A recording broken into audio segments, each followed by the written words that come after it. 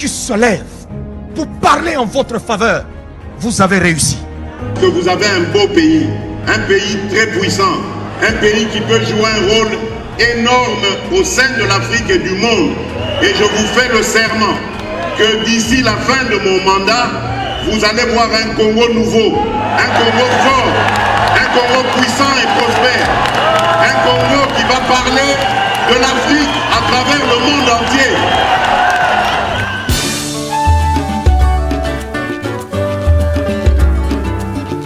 Yahweh, Yahweh, bénissa Congo. Yahweh, Yahweh, batela Nitombo. C'est l'heure de suivre le décryptage de l'actualité dans Kinani, votre magazine sociopolitique. Bienvenue à toutes et à tous. L'actualité est dominée par les rapports de l'ONU affirmant l'agression de l'armée rwandaise sous le sol congolais et leur soutien aux différents groupes armés qui causent l'insécurité dans la partie est de la République démocratique du Congo. Jean-Marc Kabunda Kabou ne s'est pas présenté au bureau de l'Assemblée nationale comme prévu sur demande du procureur général de la Cour près des cassations afin d'obtenir la levée de ses immunités. Mboka Ezote Kama Petit Morceau, c'est la chanson que l'artiste musicien congolais Koffi Olomide a bel et bien lancée sur la plateforme de téléchargement dans laquelle les autorités étatiques sont interpellées par rapport au détournement des deniers publics. C'est au moins autour de ces 3 points d'actualité que nous allons bel et bien décrypter sur ces beaux plateaux avec mes invités sur ces plateaux. Alors, à ma droite, je suis avec monsieur Samuel Kanza, communicateur des AFDC et alliés, à qui je dis bonjour monsieur Samuel. Bonjour très chers journalistes, bonjour à tous mes co-débatteurs qui sont là présents sur ces plateaux. Bonjour Naba Congolais, nyonso et banso bazokata na bango ya kutala émission toyaka kopesa mayele, kopesa boanya pour intérêt en mboka. Oui, que tu as pour un intérêt individuel, tu es posé avec un intérêt individuel, peut-être que tu as tout ça à Milanga, tu as tout ça à Makamususu, tu es pour un mboka, na pesi mbote na Kizemi na Kibi la place Azali, na Bachu Lukobo, na Gilwando Mboyo place Azali, ou au Sala Moussa Makasi na ministère de l'aménagement du territoire, même gouvernement Mobimba, au lezo la qui sa force na makambo etali diplomatie, na makambo etali sécurité, parce que au Tukolobakoto awa conseil de sécurité ou même organisation des Nations Unies est précisé que bandimi agression il y a Rwanda na Congo ils ont déjà fait très palpable et très positif au régime Ekosala. Dans ces pays, nous continuons. Là où il y a aussi des failles, nous sommes en train de travailler comme étant du pouvoir. Nous ne sommes pas là en train de gérer, mais vu que nous soutenons le régime, nous sommes là pour... Merci beaucoup. À part Maître Samuel, je suis toujours avec, à ma droite, voulais-je dire, avec le futur élu de Kisenso, Monsieur Ernest Mouilou, au Wapitopesi Mbote Monamboka. Mbote ndeko journaliste. Na pesi mbote na bako débatteur na ngai na sepeli ndenge tozali na bango elongo lelo tolobela mboka malgré que na mpanzi na ngai ko débatteur na bani déjà ko buka lokuta na ba imboka na ete soka azana 2 pieds sur terre parce que biloko komi koloba na ezapena malamu mingi te. C'est bon, je vais revenir à vous. Naïbi que sur ces plateaux, on va donc donner l'essentiel à tous ceux qui sont déjà branchés devant leur poste téléviseur. À ma gauche, je suis avec les communicateurs de l'FCC, messieurs Mitera Mini Owapi Topesi Losako Monamboka. Merci d'avoir mis pour l'invitation. Et nous avons fait ça, nous avons fait ça, l'opportunité où nous avons fait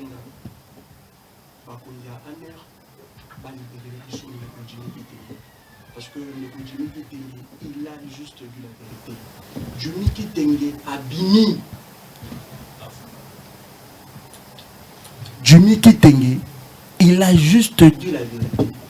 Jumiki Tenge, tu peux comprendre que Aza Moto Oyo a l'oubli juste vérité par rapport au régime Oyo qui est juste pour compliquer. Tala, Jumiki Tenge, est-ce qu'à Kosaki, Tala Nguba, il y a des 100 francs. Tala, Mokate, il y a 100 francs. Donc au Senga juste va libérer les bisons de Jimmy Kitenge. Jimmy Kitenge, à père de famille. Comment est-ce que c'est jusque-là, même famille n'a pas évité d'ici Kazali. Même biso famille politique n'a pas évité d'ici Kazali. Et puis, Ezali na violation de la constitution na biso. O Ezali ni beko o et autant de sa biso. Donc vraiment, na sengi vraiment de tout le moyen gouvernement. Ndekotilo apes restriction batik la biso Ndekotini Kitenge. Merci beaucoup, je vais revenir à vous. Et pour finir, je suis toujours avec, sur ce beau plateau, le communicateur de l'FCC, M. Flory Beya, Mwanamboka, Losako. Oui, Mbote, Mwanamboka, Molobeli, Napesi Mbote, Nabako débatteur, Bandeko, Tozo partagé na Bango plateau. Na yango, Tomoni, Biso Union, Soto remarqué que depuis le régime, il y a M. Tshisekedi, et hier, Nambo Canabiso, il y a des violations graves de la Constitution. Comme je peux dire, Naka Yandeko Jimmy, enlèvement nae, il y a Liboso, Constitution va violer article 16, où balobi que la vie humaine est sacrée. Ce qui vie humaine est allé vraiment sacré, n'enge toyo que la Congo na Constitution, Jimmy Kitenge, aza père de famille, azana bana, azana mwasi, azana bandeko, azana batu nyonso oyo bakoki kokota en contact nae. Mais lelo, Jimmy Kitenge ba privé pas seulement liberté, mais ba privé même rencontre, contact na famille nae biologique, ba privé contact na famille politique nae. Soko ye na article 18. Ce qui Jimmy Kitenge bazo reprocher ye eloko moko ya mabe oyo ba monaki kasali, il faut ba confier ye na maboko ya ba juge compétent ou il faut ba sambisa ye. Mais chose qui n'est pas fait jusque là. Les lotos qui na ba 12e jour. Et puis article 19.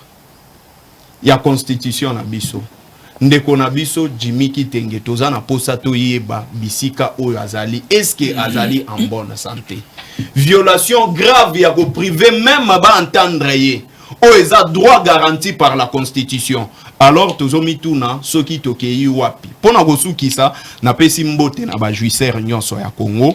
Oyo ba komisi Congo bilanga na bango ba piyaka kesi ya leta po basala ba enrichir ba famille na bango na pesi mbote na bato nyonso o ba bukela biso zando bisika bazali na ebite soki bayaki na vision to bayaki na vision te po ba diriger mboka na biso na pesi mbote na bato nyonso bakabola ki mbongo ya 100 jours.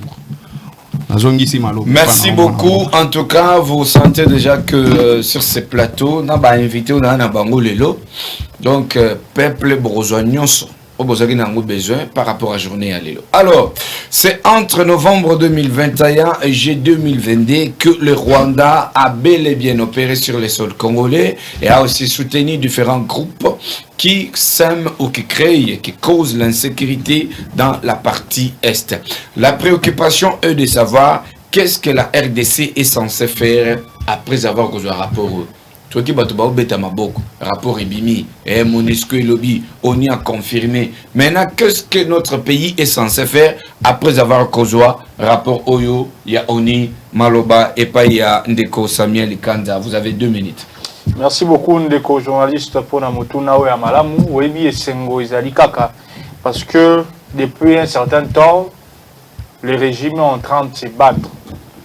Non pas comme d'autres régimes qui restaient bouche bée du côté diplomatie, parce que au monde a été à part la demande de Salama, mais au lieu que reconnaissance claire et agression rwandaise et aussi au vu de tout le monde, mais uniquement c'est par ces régimes, par les moyens mis en place pour n'aller comme à niveau peu congolais, à mioka na fierté na yé. Je comprendre. Rapport ko bimanango ko ba été à pas mbaté. Parce que tu as une période où c'est très crucial, où il y a des bossos, comme on a porte-parole, il y a Monisco, très barbare et criminel peut-être à l'égard de nous Congolais, moi dénigrez-moi, moi sans respect à notre égard. Et comment c'est par le même régime responsable, c'est à quitter son Congolais. Non pas que petit cas là tape à un moment, non, quitter son Congolais. Mais ne déjà aux alliés de même invité dans Monisco parce que Monisco a un matériel nyoso. Il y a identification, même il y a comme ça éradiquer le groupe rebelle. Mais Atsikali Kosala Mosala depuis des années. Depuis le 30 novembre 1999, Mais si les autres, mon bilan en a été. Oui, certes, le précédent président Akala, abandaki pe kolobango, na suka na etonga komi kozonga na bomoto na comme président, aye kolobango même que bilan la bino zaki mitigé. Ouais, biso to confirmer bilan négatif. Pour mitigé monsieur ya bangi, abino boko tatabana. Mais biso to bilan négatif, yango donc osenga départ. Rapport au bimilelo, ezali rapport qui permettre maintenant la RDC d'agir de manière claire face à Rwanda.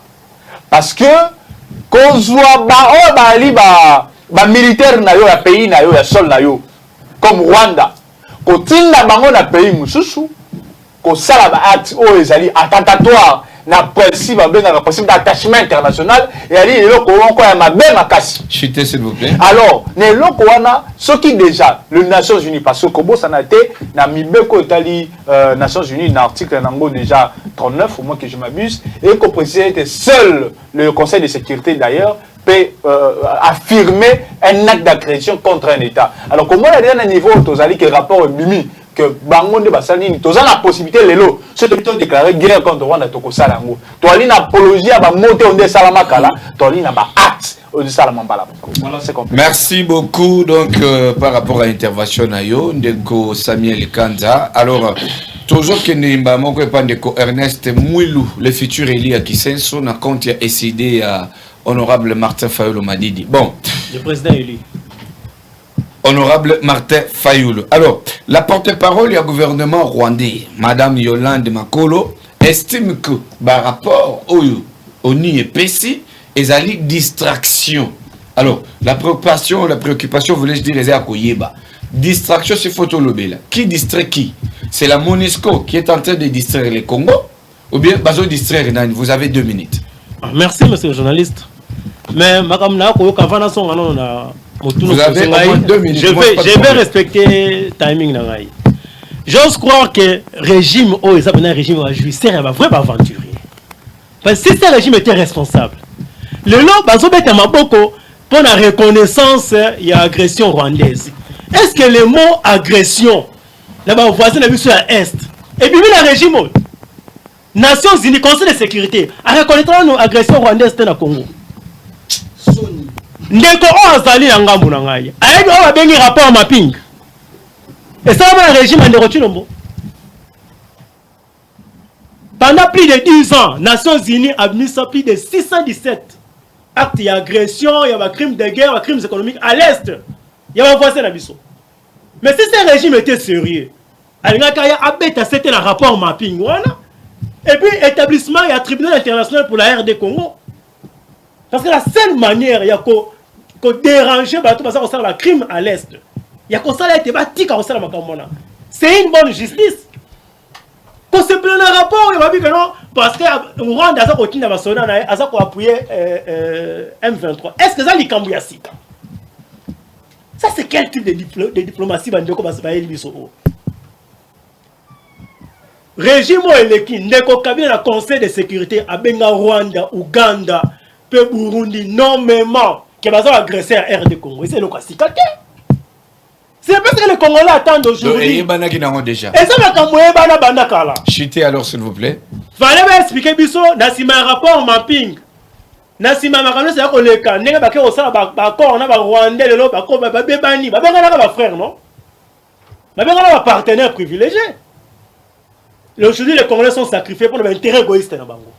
Ils nous donnent des explications pourquoi c'est bon, répondez à la préoccupation alors oui. Vous avez de passer déjà vos 2 minutes. Le gouvernement rwandais sur la déclaration à porte-parole du gouvernement rwandais à son gouvernement de Kinshasa n'a pas responsabilité na bango. Biloko eza biloko asikate. Les vrais problèmes ezali makamba yo kanaki. Monsieur Félix est incapable de satisfaire biloko akometaki Rwanda na ba M23. On va makambo sur la mesa. Qu'on ne nous trompe pas avec rapport à Bousso Barana aux Congolais. C'est ça le vrai problème. Vous devez être responsable de la gestion de la bino et puis la problème il y a Est. Voilà le vrai problème. Donc on nous distrait nous Congolais, régime ONA Kigali Bayebani. Et pour faire distraire les Congolais, il faut qu'on ait la sécurité à reconnaître l'agression en Rwanda. Congo. Merci beaucoup. Je vais revenir à vous. Alors, pour le moment, je donne la parole à Ndeko Nabiso Floribeya, communicateur FCC. Pourquoi ONU et bandako zélépé sa rapport juste après plusieurs manifestations anti-MONUSCO. Et c'est une façon de faire taire le manifestant ou bien toujours zonga kana maloba oyo porte-parole du gouvernement rwandais lobby et sa distraction. En fait, totalement, na monineti ndeko na habité ba communicateur robot ya Union Sacrée balinga ko komisa makambo moko neti ke ba pesa quand même sens moko na habité so geza génération jalelu où il faut bêter la kaka chef de l'état maboko. Qui ne connaît pas que non Nenge Toza Boye la MONUSCO a failli à sa mission. Qui ne connaît pas que non Nenge Zaboye M. Tshisekedi a koki ko sécuriser ba territoire na bisoté. Qui ne connaît pas que ce régime a échoué sur le plan sécuritaire de ce pays. Na minute où tozo lingato kende non na distraction kaka ya reconnaissance ya pamba parce que ça distraction. Bunagana eza toujours sous occupation ya M23. Balkanisation. Tisikoyo régime oyo ya IDPS et libiso balkanisation parce que au moment où tozoloba M23 a fandisi administration na mobimba na Bunagana wana. Et lelo a roleka na télévision obi que non la diplomatie. Pour vous la diplomatie c'est quoi? Pour vous la diplomatie c'est mettre notre pays en cause. C'est ce que vous appelez la diplomatie. Mboka na biso boche yango en cause. Ceux qui naïe sur ces plateaux, vous allez les remarquer très bien. Tout le monde qui annonce Mongo et Salemaki, na porte-parole ya M23. Aloba qui ke babanda ko travailler na IDPS depuis à l'opposition pour na ko combattre M. Kabila. Ça nous le connaissons. Combien de fois tout le monde secrétaire général il y a UDPS a sali matinée politique pour démentir Yango. Les lots comprendre que non, le M23 Bazali va allié à IDPS. Chité, vous citer plus rapidement moi Namboka. Ça il faut le reconnaître. Les M23 sont les alliés de l'IDPS. Tout le monde qui ne Kagame a un stade de martyrs. Babetela qui est maboko. Bayembela qui Kagame. Oubliez que Kagame aza sanguinaire oyo depuis 1996 Kagame azo salagaga azo bomaka kabande konabiso ya ba Congolais. Qui avait appelé Kagame ami et frère? Qui a appelé Kagame ami et frère? Est-ce que makambu ya koloba ke non ndenge za boye le Rwanda est un pays agresseur ya RDC? Et bandi lelo on a reconnu ça depuis guerre et bandi. Combien de fois vous avez écouté M. Tshisekedi faire une déclaration? Est-ce que Joseph Kabila, pour ça, la déclaration dans la communauté internationale, il avait peur de qui? Merci beaucoup. Il le faisait. Merci. Pourquoi? Parce que je vais revenir à vous en tant qu'un chef d'État. Merci, je veux revenir à vous.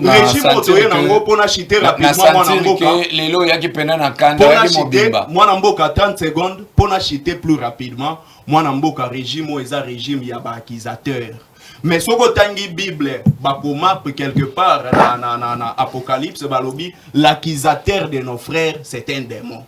Merci beaucoup. Je vais revenir à vous. Alors, pour Makambo, il y a un rapport, il y a ONU. Ndeko Mitera Mini, vous avez aussi 2 minutes pour brosser sur ce point-là. Qu'est-ce que l'État congolais est censé maintenant faire ou comment est-ce que l'État congolais peut réagir après avoir reçu ces rapports avec la confirmation de l'ONU? Merci beaucoup, Molobeli. Vraiment, parce que parfois, mon balobara passe na raconte na yote. Ndeko akolobara ngai diplomatie agissant. Quelle diplomatie? Moi, tout ce dernier temps, la diplomatie assassin. Na diplomatie assassin. Parce que bah qui biso état de siège d'abord pour les alliés échec. L'état de siège bah tu vas au Koufa.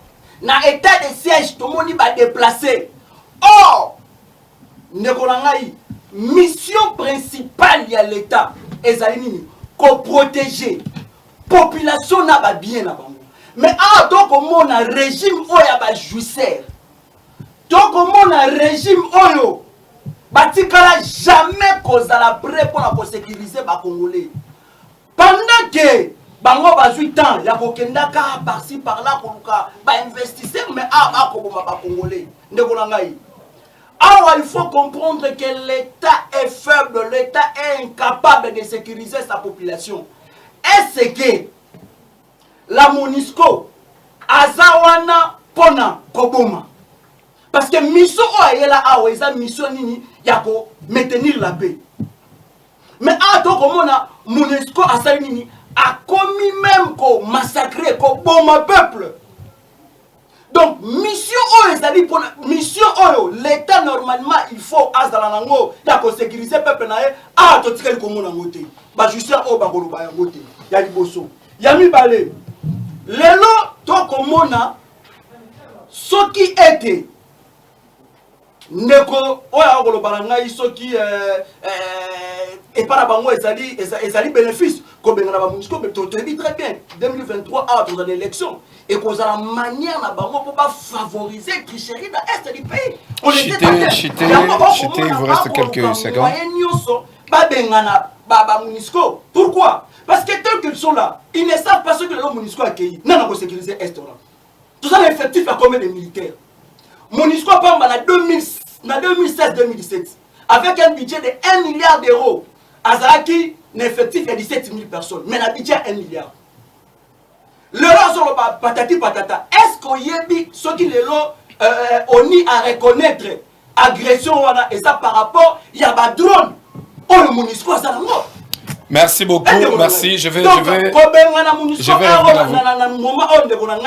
ezali pour favoriser ba judiciaire ou ba organiser l'élection en 2023 ba élection chaotique pour pas favoriser tricherie to bi bango direct bien. Donc faut comprendre que l'État a une incapacité à protéger la population na ba bien na bango. Merci beaucoup. Nous sommes à comprendre Ndeko Azali contre des paris à MONUSCO. Je suis tout à fait contre. Je vais revenir à vous. Merci. C'est bon. C'est bon, merci beaucoup. Je vais revenir à vous. Oni epesi rapport na bango. Ndeko ilenda orni IECD. Tu peux rejoindre l'émission na plateau awa.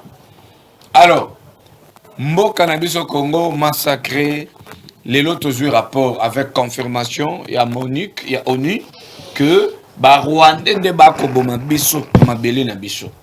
Qu'est-ce que l'État congolais est censé faire pour remédier à la situation? Vous avez 2 minutes. Merci, messieurs les journalistes. On a pessi co-débatteur dans le plateau Mbote. D'abord, on a se présenté des esquisses pour un mois retard à Moki. On a pessi Congomani sur toute l'étendue de la République démocratique du Congo Mbote.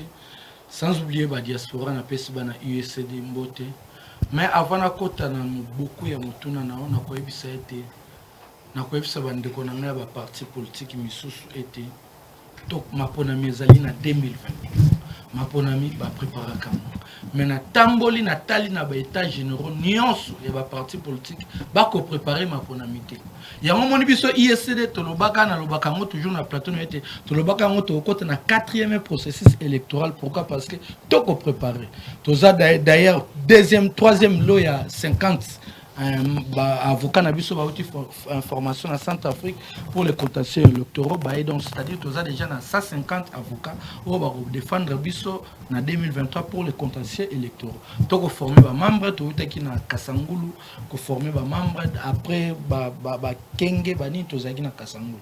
Donc to sena na bande ko nyonso tout ça la makambu autrement ndet balobaka entre temps autre merci donc c'est-à-dire total la makambu ndenge baninga mususu batala. Il vous reste 1 minute de corni jusqu'à présent aujourd'hui dossier national de jour. Dossier ya MONUSCO biso USCD tozali les seuls partis au totelemela MONUSCO tozali les seuls partis oyo na 2004 tokufisa 7 membres na biso liboso na rond-point Sosmat au totelemela tolobaka ete MONUSCO il faut kende. Donc biso tozali fiers d'être congolais, tozali fiers ya koloba ete armée na biso ezali capable ya ko sécuriser biso moko ba imboka. MONUSCO depuis baye awa na mboka na biso sali tembele. Ce tozongi même na histoire.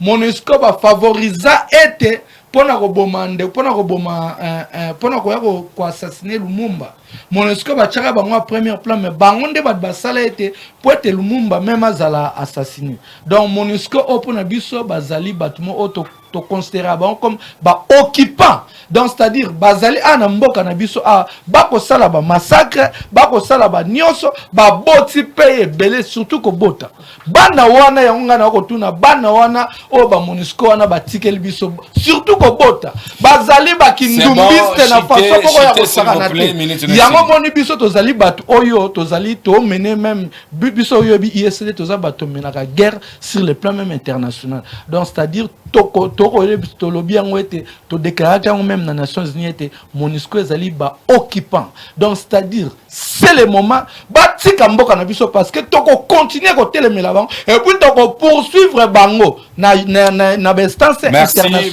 soki awa na moment oyo tozali parce que na moment oyo tozali pourquoi pas justice na biso parce qu'il y a des morts. Je vais revenir donc à vous. C'est-à-dire il y a un autre Congolais, tozala awa tozala eloko moko, toloba munoko moko, ete MONUSCO akende tozala parce que ba bengana ba ondena Mali. Merci beaucoup.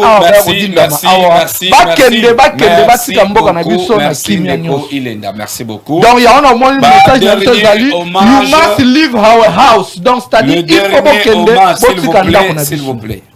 Le dernier hommage des civils tués dans le manifestation anti-MONUSCO, hommage na bango Salema Kilelo, ezaki na stade de l'unité de Goma, nebi pa yuapi hommage ya bande konabiso ba Kongomani et Salema Kilelo et puis ba kokende kuna bango na cimetière ya Makao, bipa yuapi tosengi na Nkolo Nzambe ayamba milimo na bango na kimia. Alors toujours continuer sur ce plateau. Na yamba kama na mboka awa Patine Tumbalinyo kwa tembe. Après yeko kangama. Na moment za na prison ya Makala.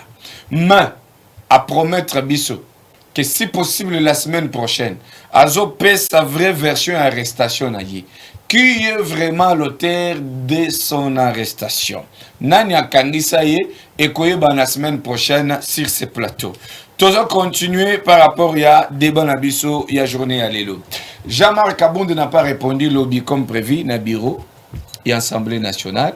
Dengue procureur général près à cour de cassation asenga qui pour que ba lever ba immunité na yi. Alors ndenga yete tokolobanin eza sabotage à bangi topi azana droit na ye yaki akoki koya topi akoki ko boya.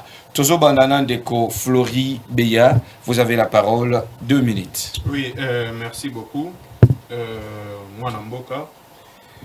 Pour le dossier à Jean-Marc Abound, d'abord, de un, c'est que tous les Congolais doivent reconnaître que Jean-Marc Abound a zolokotaka kaba fruit en préparation au Bangomoko Bayaki.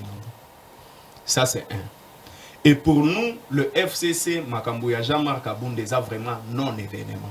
Mais tout ce que nous avons remarqué sur ces dossiers, Oyobiso to remarqué dans le dossier à Jean-Marc Abound, il y a l'instrumentalisation de la justice. Régime ils ont instrumentalisé justice. Pourquoi? Premier cas, Bogomona Kenon appelle Oyo Babengisa Jean-Marc Abound précipitamment par le parquet. Et ça a déjà en violation de l'article 102 du règlement d'ordre intérieur et à l'Assemblée nationale. Et puis, bah, viola qui même article 110 de la Constitution. Pourquoi? Parce que Jean-Marc Abound a un député avec ses immunités. Mais maintenant qui compte dans côté. Pourquoi? Parce que vous allez voir que non, les gens qui sont venus diriger ces pays, l'IDPS, à part qu'au fan d'Anase Anzete, qu'au Betama Solo et Zangatina, ayeba quand même pas qu'il faut attendre à kotanga ayekola na constitution lo banini article bo lo bakanini pour ayeba ko défendre eloko azo sala nini azo diriger. Après un moment ils se sont rendus compte que ba violaki mibeko likonzi siko bazongi mwasi mapona koyebisa Jean-Marc Abound ki akende bakende ko attendre na niveau ya nini ya Assemblée nationale.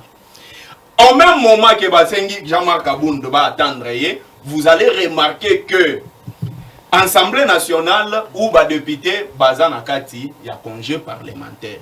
Soit il fallait pas organiser session extraordinaire. soki baorganiser session extraordinaire comme ça na article 19 on alobaki mpona ndeko Jimmy Kitenge droit ya défense eza garanti. Jean-Marc Kabunda doit se défendre devant ses camarades députés. Ba ayebisa bango ba cause nyonso à partir ya Assemblée nationale ba traiter na nos dossiers wana. Ceux qui va traiter dossier wana et qu'ils se rendent compte que Jean-Marc Kabunda a violé, il a raison ou il a tort, ne bakoki go chaye na maboko ya nini ya justice. Mais awa Saint-Christophe Mbosso, un moboutiste azawana trop pressé pour satisfaire M. Chilombo. Pourquoi? Parce que bango ndenge bazawana balingi na suka, hein, bakabola gâteau ya maponami. C'est-à-dire que non nga na défendra ki yo na tamboye, nazana 25 députés tchelanga bango.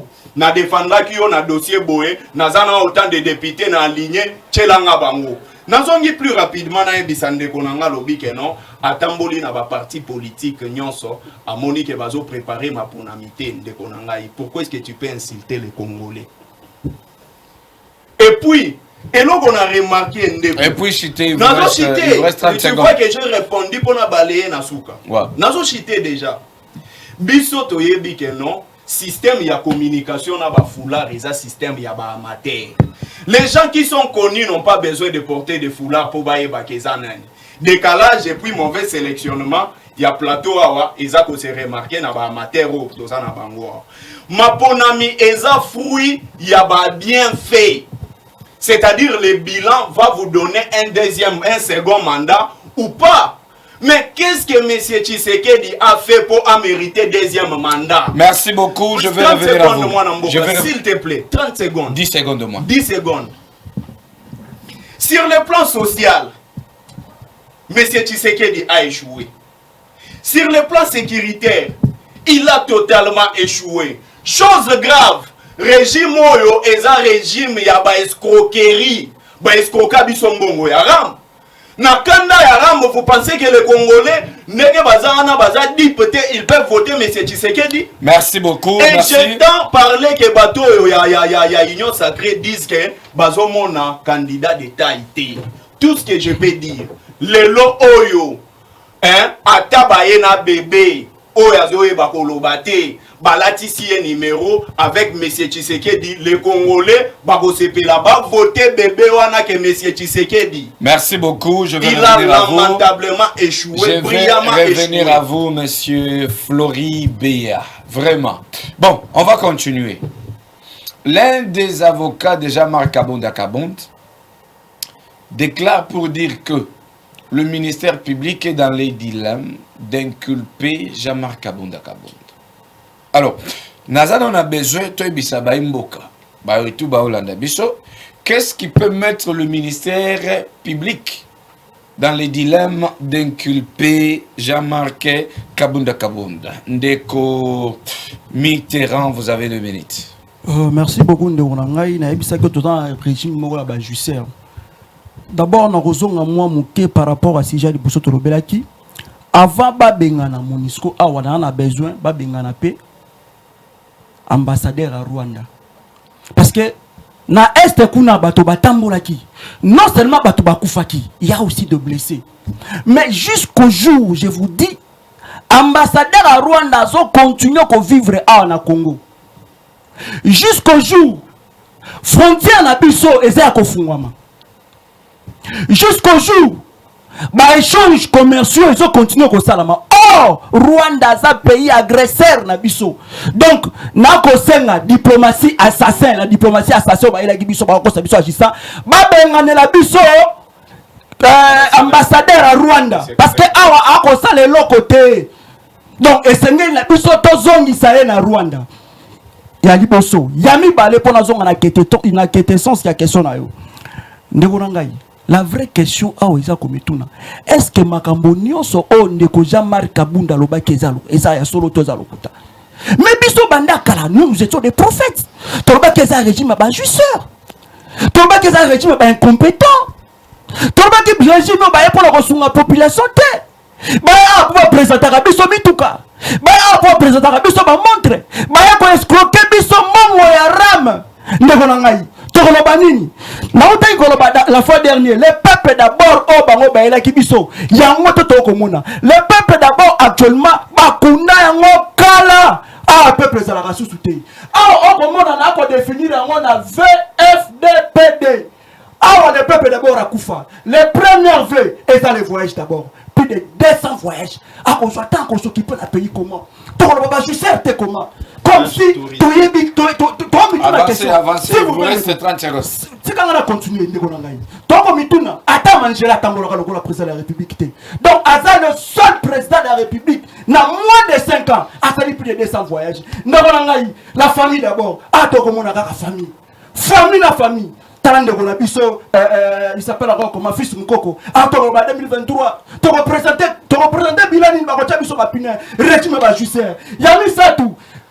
Le détournement d'abord. Régime détournement. Et puis 4 ans, les promesses d'abord. Plus de 250 promesses à la Congolais à Salakate. À projet Congolais à Salakate de Gonangaï. Et puis il y a mis ça tout. La diaspora. Bateau, ça n'a même pas d'expérience. Bateau, il n'y a même pas le vrai problème à Congolais. Je l'ai toujours dit, pour gérer quelque chose ou gérer un pays, il faut d'abord être un médecin pour diagnostiquer le vrai problème.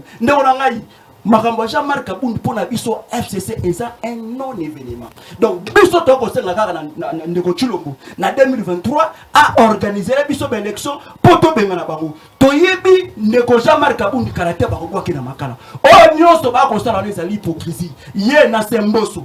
Toyebi moto changaka maintenant ko mituna. Comment est-ce que ndeko mboso a changaka te? Merci. Nanga bakanga ki Jimmy Tengi. Ndenge pe bato kabasa ni bakanga ndeko Jean-Marc Kabound. Merci beaucoup. Population batala kaka muba oyo. Biso to tika ngo boite. Batala kaka mokate oyo mbasu. Tala mbasu. Toba ngo boite. Mbasu ba yembela ngo banzemo. Metala ndenge mbasu ako mikonda. Merci des commissaires. Merci des commissaires. Merci. Oyebisaka biso ndeko na chite 30 secondes. Oyebisaka biso ko bimisela biso ba kombo ba député ba na sima ba groupe armé wana. Mais lelo ko kanga chama Kabound poani. Maka ba Congolais na estate. Asali utrastoire la vérité. Merci, merci. 2023, il y a un autre qui a autorité morale à biso. Na 2023 à se présenter. Parce que la non-assistance en personne en danger, c'est un crime. Donc, merci beaucoup. Ndeko Samuel Kanza, s'il vous plaît, Ndeko Mitterrand. S'il vous plaît.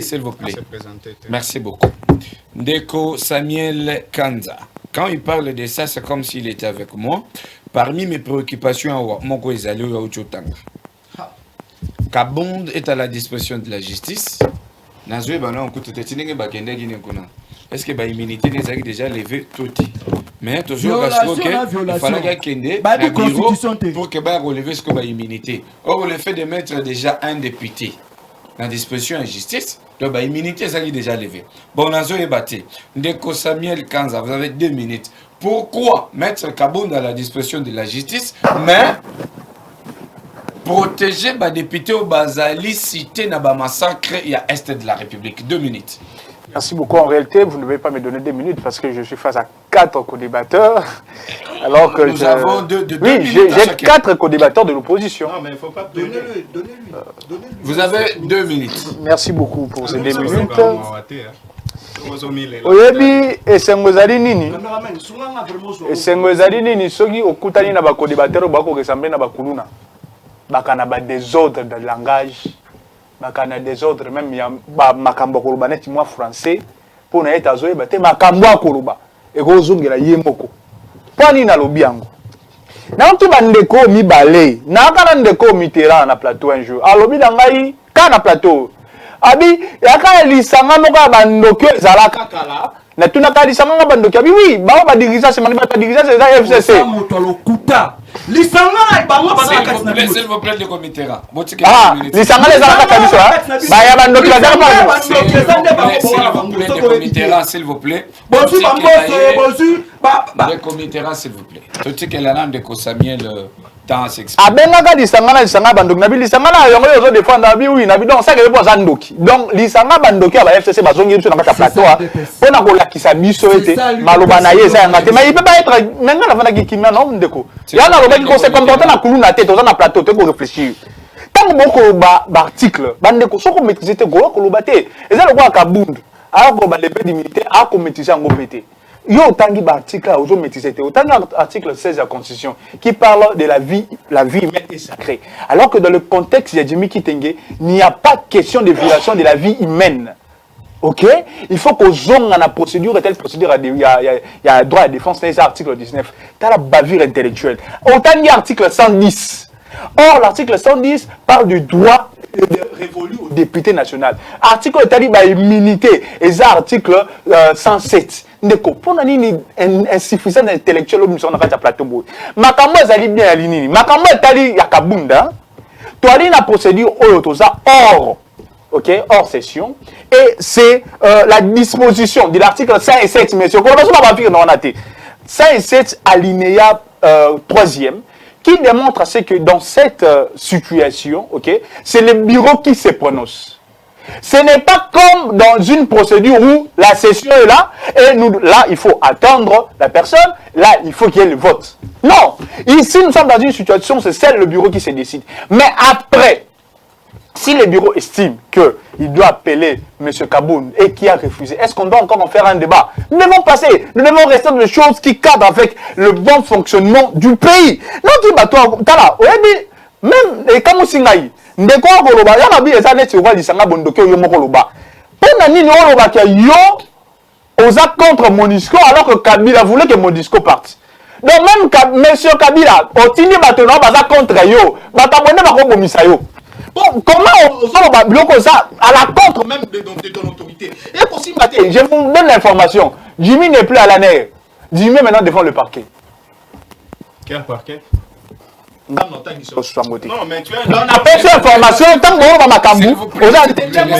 On a rapport mapping, hein? Rapport mapping, bateau attend Kabila, bandeko, va défendre Kabila. Vous comprenez? Dans le rapport mapping, il y a un conseil de sécurité pour l'agression rwandaise. Il y a un camoué. Mais il y a un maîtriser. Tous à la carabouin et mobile intellectuel, tu peux ça mailler pour Namboka. Rapport mapping, et ça qui suite, il y a un génocide congolais comme État. Depuis là. La partie est pour réclamer même que Bonter n'a pas été Kagame, et Tanga Kabila, et Tanga Batambou Mwamba, et Tanga Batebele. Qui n'a rapport wana batona ba répondre ba na bango batia juridiction moko transactionnelle on batona ba koya po ba se rendre compte na ba acte na ba faire même pardon monsieur va faire pardon on peut pas venir ici pour mentir na maman tali sécurité na makabu dena lobeli yango tikanga na itaye ba bavure intellectuelle bimia tant on a kolobela diplomatie je n'ai pas parlé de diplomatie agissante des Mitterrand il faut accorder j'ai parlé de la diplomatie agissante. Ok, ndeko. Nous sommes pour l'axanini. Tu as dit dans la situation où il fallait que la communauté internationale ait agir et démontrer qu'il y a un biso ou pas. Dans le cas d'espèce, il y a d'ici peu à Boka qui n'a pas dit embargo. Que bateau, to canis, to devait que basan tu vas lire biso force, qui contre biso. Et bateau nous souvent au cas bango kinini. Ah, tala, diplomatie na bango ya makasité. Mais toujours dans le même discours, on a le même contexte, qui koloba été comment la communauté internationale la face la biso soit disant va voyage la biso sont produits et l'autre mais les loyaux dans le conseil de sécurité encore c'est parvenir on imagine il y a l'agression chose qui peut nous permettre aujourd'hui de jouer dans droit international légitime défense la biso pour attaquer ou même qu'on déclarer état de guerre mais évidemment que ça avantage mon abiso ne kotika ko constater on le continue mikate au saliso qui 80 jours et qui tire Farine qui t'a rapport jour moko. On connaît vraiment dans plateau. Ngouba ya 100 francs. On connaît besoin de 200 francs. Le kuta. Donc, il y a pour ça, non, mise en scène, tout de même. Tout ce qu'on a bon moto, c'est bon, on dirige avec des projets. On ne dirige pas avec l'esprit machiavélique comme Ezaki à l'époque à Kabila. Quand on prend Zando, Zando est un projet à construction en gros, et pour ça là, 12 mois. Paye balobé là qui a déjà clairement. Les lots travaillent comme ça la manakati. Ce n'est pas Samuel Kanda qui le dit. Travailler comme ça la poser 100 jours. Réaliser à 72%. Moi j'ajoute 74%. Pourquoi? Parce que les lots, la maison pour fabriquer zongi. Les lots, école, ils ont construit. Ils ont construit. Mais plutôt. Mais c'est bon dit Makata Batuko. Nous ne sommes pas comme à l'époque de Kabila, on recrutait tout. Nous disons Ndambu. Ouais, donc, on considère qu'il y a un Ndeko Samuel. Sur le plan sécuritaire. 30 secondes. Sur le plan sécuritaire, nous avons des avancées très significatives. Partant déjà, ok, il y a un indicateur clair au Nakola.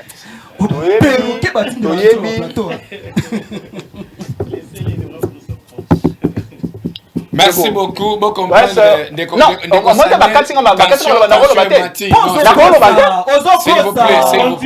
S'il vous plaît, des commentaires. S'il vous plaît. Une minute. Continuez. Une minute. Continue tes poèmes, mon cher. S'il vous plaît, laissez-les s'exprimer. Il a encore 60 secondes. Okay. Ok, une minute. La bonne. S'il vous plaît. Ok, 2 minutes. Bon, une minute. Allons-y. Non, s'il vous plaît. Laissez-les maintenant. Il termine avec ses poèmes. Merci beaucoup pour le silence. Ça démontre aussi niveau il y a discipline, il y a éducation, il y a famille. Donc, on a que toi, il y a une situation où que le régime est en train d'agir sur tous les plans. Certes, nous sommes comme un homme. Nous avons des points qui nous semblent saillants, que en réalité, nous sommes en train d'y travailler. Mais aussi, il y a des points qui nous semblent être un peu frustrés, mais qui nous sommes aussi en train de travailler. Et là, en réalité, si nous avons une opposition républicaine, et cette opposition, il y a même une idée que non, dans telle place, vous voyez ça, on peut proposer telle autre chose. Là, on a comme qu'on félicite quand on a une situation sécuritaire, on a proposé un mur. C'est pas c'est en cela que nous devons arriver. Enlever d'abord nos clivages politiques. Quand on a intérêt à Mboka, pour l'instant, et Zanini. Est-ce que nous devons seulement attaquer? Est-ce que nous devons seulement Kolongolangouba, aux à 100 francs, aux à 200 francs?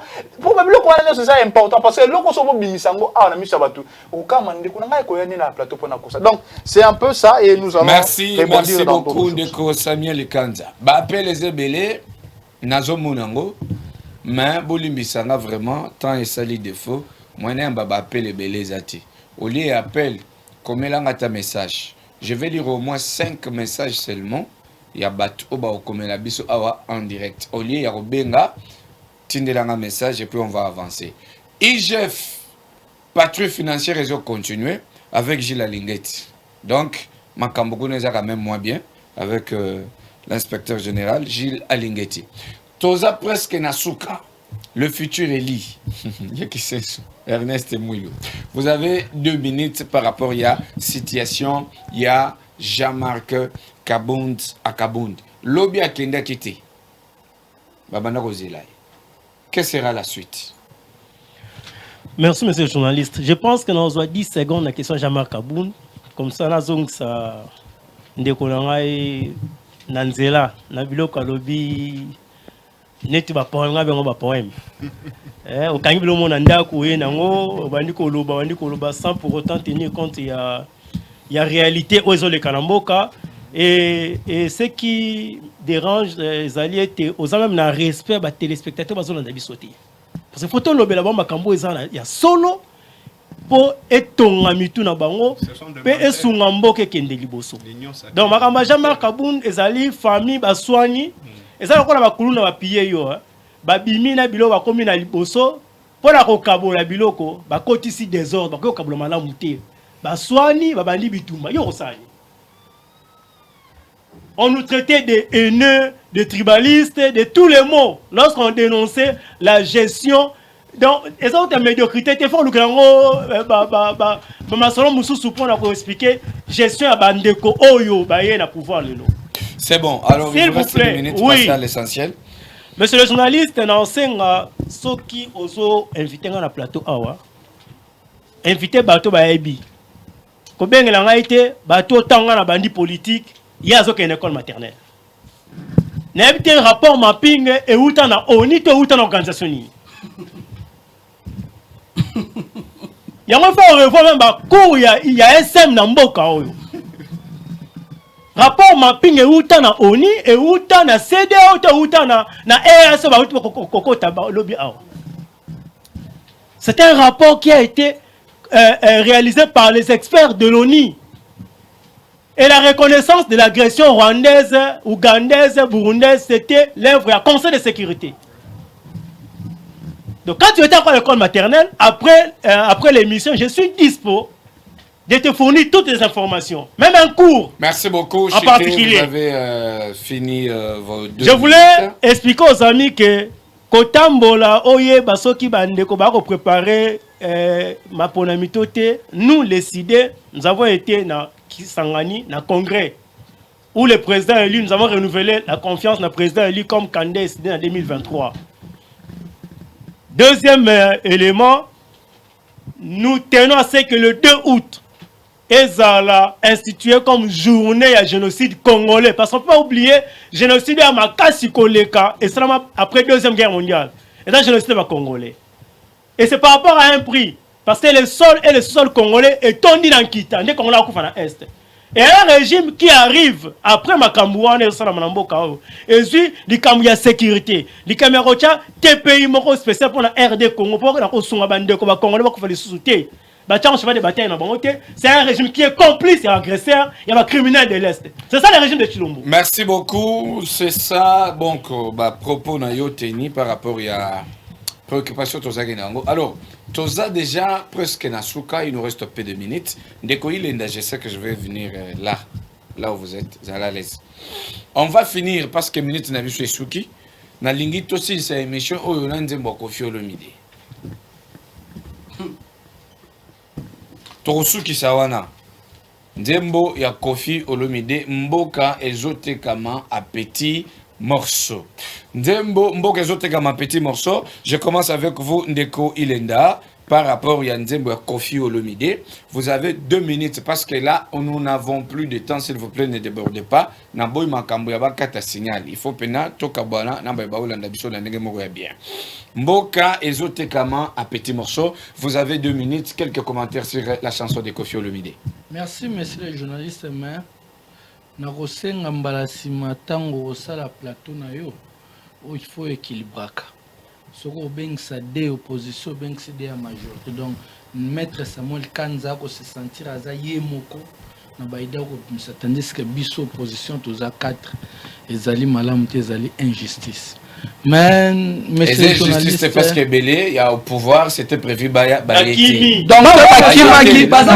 Bakimaki falo ben ça fait moko kaka. S'il vous plaît, non, ça invité au Azak déjà sur place. Voilà. Mais tango bengisi 4, ya on habite tango bengisi biso 4 ezali vraiment même nanda ba bolanda ba moni injustice ya makasi. Mais nakoloba boye ete biso USD c'est moment n'attend oyo to lobaki yango ete to lobela lisusu ba individuité to lobela mboka to défendre to bundisa système oyo mabe parce que lelo oyo ndeko Félix Aokende lobi mutu mususu akoya système wana mabe soke ezali kaka biso nde to konyuka maka ndeko nango ebi batu oto bengi basalaka ba petite et moyenne entreprise bandeko na biso mususu ba créer moi restaurant a créer moi boutique a créer moi nini ba moi terrasse bandeko wana basala ka kosunga ba kosunga mboka po mutu asali moi terrasse a moi 5 personnes ou a tcheba on a misala mais alongoli même chômage pas à l'état mais batu wana basali ko souffrir na mauvaise gestion même pas na koloba ya ndeko Félix mais ali ya système o ezalaki batu wana ba ministre ba koleka mais batu wana ezali na division urbaine ezali pe na secrétariat général ba miyibi nde IGF akolandela bangwana ba kotungisa ba kongomani o basali ba petite et moyennes entreprises yona baki to bandoke secteur par secteur lelo na sali plus ou moins 3 émissions to zalika na secteur moko ya tourisme batu wana bako kita na terrain bako lia bako ya bako senga batu ndeti bazaki bazana mission mo babenga ngo classification redressement siko bana redressement mbongo wana lia kotra na caisse ya l'état mbongo wana ko kota na ba poche na bango yango na ko senga na bandeko nyos obozali na hotel ozali na restaurant ozali na nini batu wana il faut bon filma ka bango tango boko pesa bango ba mbongo c'est le moment mbongo wana lia kotra na caisse ya l'état mbongo na yo kote pa ba ndeko nango moni biso omoni lelo oyoyo makambo ndeko Kofi ayembi ezali ba biloko oyo parce que nga zaki batu moko na zaki condamner ba Kofi ba zaki oyemba ba nzembo ya mabe o zaki osala ete lelo même basi na biso ba femme congolaise ba na respecter o comment lelo mutu soka zui mwasi so akuta na mwasi même étranger oyo so akuta na mwasi ebika ke akoleka na mbala moko. Donc c'est-à-dire nyon so neza ba Kofi nde ba zaki ya lotera makambo wana po ani koyemba ba nzembo moko ya mabe. Mais lelo temps ndeko na biso Kofi a changer comme ayembi mwa ba biloko wana. C'est encouragé to senga na ba musicien misusu batikali ba mba ba biloko ba changer le sous façon na bango. Merci beaucoup. Ndeko na ngana koyebisa ba ndeko na biso ya parce que moni lelo to lo bakango mutu moko azali na monopole ya opposition ezalité. Mais s'il vous plaît, na répondre na ndeko nga pesa nga 10 secondes na répondre ndeko pesa nga 10 secondes par donc mutu moko yango to koloba ete 2023 ISD tozali parti auto ko préparer na maponami pona ko ya ko changer situation ya mboka na biso ndeko Kabila a diriger mboka ndenga diriger akoki ko zonga soki mokete akende apema asali oyo asalaki qui biso tozana posa ko tanga comme individu te mais na 2023 FCC bovanda nde bovandaki cash sinon ça kepe ba rovanda to mona batu mususu ya sika baya na touche sika pour na changer. Merci beaucoup. Une minute s'il vous plaît. To respecta ka bato ba Hollanda biso s'il vous plaît. Ba émotion. On a lobby boko ba ça ta 10 minutes. S'il vous plaît. To respecta ka bato ba Hollanda biso tant ba pêcher une minute essaie quand même de synthétiser le message. Alors, une minute pour notre dossier ya Nzembo ya Kofi Olomide pour Torosu Kisawana. Nazui Ndeko Ernest Mouilou, le futur élu de Kisenso, vous avez une minute. Dossier ya Nzembo ya Kofi Olomide. Mboka ezote kama à petit morceau. Ah, merci papa journaliste. Na banzi ete yepe kalaté procureur Obenga parce que la sous vérité. Il y a pas Hollanda ndeko Kabund, balingi vérité te. Pour la retourner à Mboka tekami côté nini. Mais il y a ce qu'on appelle la balkanisation sociologique. C'est-à-dire, on garde le Congo dans ses limites naturelles, mais la population est partout, et là, c'est congolaise. C'est aussi une forme notre forme de balkanisation. Nous vivons. Cardinal Akenagi Beni, à 80% de la côte de l'église à mon bilingue congolais. Cardinal. C'est ça. Nous vivons une balkanisation sociologique. Congo est à la limite dans le c'est là. Congo est à la bonne kilomètre carré qui était. Mais la population est en grand bois. Combien de colonies?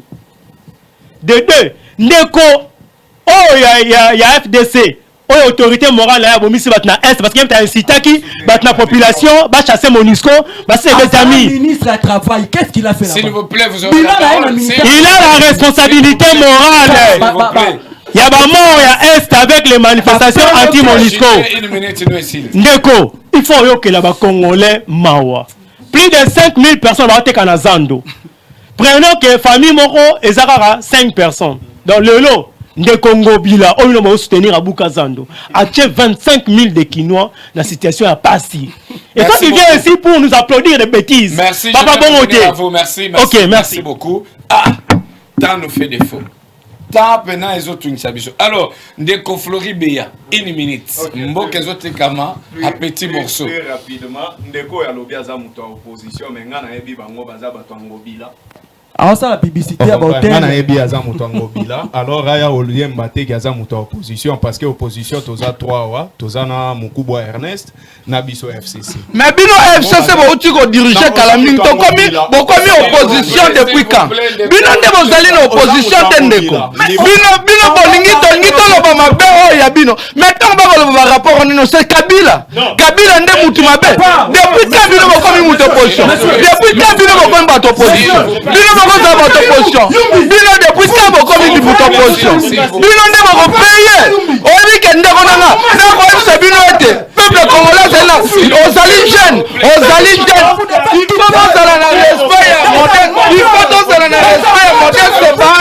Ba ozali mutu oyo a diriger pour la finale de la mabete. Il faut dans respecter moderne c'est pas na mboka oyo. Mais ezali bino, ezali Kabila. Vous avez une voix qui se lève pour parler en votre faveur. Vous avez réussi. Que vous avez un beau pays, un pays très puissant, un pays qui peut jouer un rôle énorme au sein de l'Afrique et du monde. Et je vous fais le serment que d'ici la fin de mon mandat, vous allez voir un Congo nouveau, un Congo fort, un Congo puissant et prospère, un Congo qui va parler de l'Afrique à travers le monde entier.